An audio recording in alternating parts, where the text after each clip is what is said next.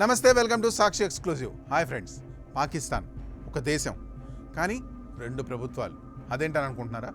ఒకటి ప్రజలు ఎన్నుకున్నట్లు చెప్పుకునే ప్రభుత్వం అయితే, రెండోది తెర వెనక ఉండి చక్రం తిప్పే సైన్యం. ప్రస్తుతం పాకిస్తాన్ రాజకీయాల్లో బాంబు అయితే పేలింది. ఆ బాంబు వేసింది మరెవరో గారు, మాజీ సమాచార శాఖ మంత్రి ఫవాద్ చౌదరి. ఆయన చేసిన ఒక్క వ్యాఖ్య ఇప్పుడు ఇస్లామాబాద్ నుండి లండన్ వరకు ప్రకంపనలు సృష్టిస్తోంది.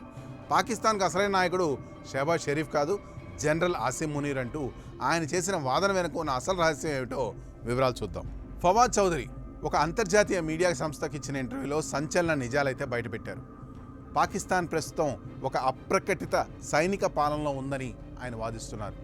దేశంలో ఎన్నికలు జరిగినప్పటికీ అధికారం మాత్రం ప్రజాప్రతినిధుల చేతిలో లేదని, అది పూర్తిగా రావల్పిండిలోని ఆర్మీ హెడ్ క్వార్టర్స్లోనే కేంద్రీకృతమై ఉందని ఆయన కుండబద్దలు కొట్టారు. ముఖ్యంగా army chief general Asim Munir పేరును ఆయన ప్రస్తావించడం గమనార్హం.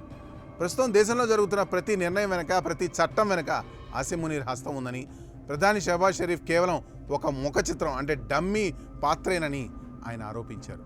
ఓ రకంగా చెప్పాలంటే పాకిస్తాన్కు de facto leader Asim Munir మాత్రమేనని ఫవాద్ చౌదరి చేసిన వ్యాఖ్యలు పాక్ ప్రజాస్వామ్యంపై పెద్ద ప్రశ్న చిహ్నాన్ని ఉంచాయి. ఫవాద్ చౌదరి అంతటితో ఆగలేదు. పాకిస్తాన్లోని ప్రస్తుత పార్లమెంటుకు జనామోదం లేదని, ప్రజల తీర్పును అపహాస్యం చేస్తూ ఈ ప్రభుత్వం ఏర్పడిందని ఆయన విమర్శించారు. ముఖ్యంగా ఇమ్రాన్ ఖాన్ నేతృత్వంలోని పీటీఐ పార్టీకి ప్రజలు భారీగా ఓట్లు వేసినప్పటికీ సైన్యం జోక్యంతో ఫలితాలను మార్చి షరీఫ్ కుటుంబాన్ని అధికారంలో కూర్చోబెట్టారని ఆయన సంచలన వ్యాఖ్యలు అయితే చేశారు. ఈ రాజకీయ చదరంగంలో మోహరించిన పావులన్నీ సైన్యం నిర్దేశించినట్లే కదులుతున్నాయని, దేశ ఆర్థిక వ్యవస్థ పతనం అవుతున్నా, ప్రజాస్వామ్యం కూని అవుతున్నా పట్టించుకునే నాదుడే లేదని ఫవాద్ చౌదరి ఆవేదన వ్యక్తం చేశారు. అసలు పాకిస్తాన్ రాజ్యాంగం అమల్లో ఉందా, లేక జనరల్ మునీర్ చెప్పేదే రాజ్యాంగమా అనే సందేహం ఇప్పుడు ప్రతి పాకిస్తానీ పౌరుడిలో మొదలైంది. ఒక మాజీ మంత్రి, అది ఒకప్పుడు ప్రభుత్వం గొంతుగా ఉన్న వ్యక్తి ఇలాంటి వ్యాఖ్యలు చేయడం సామాన్యమైన విషయం అయితే కాదు. ఇది పాకిస్తాన్ అంతర్గత రాజకీయాల్లో పెను మార్పులకు సంకేతం కావచ్చు. ఒకవైపు ఆర్థిక సంక్షోభం, మరోవైపు ఉగ్రవాద ముప్పు.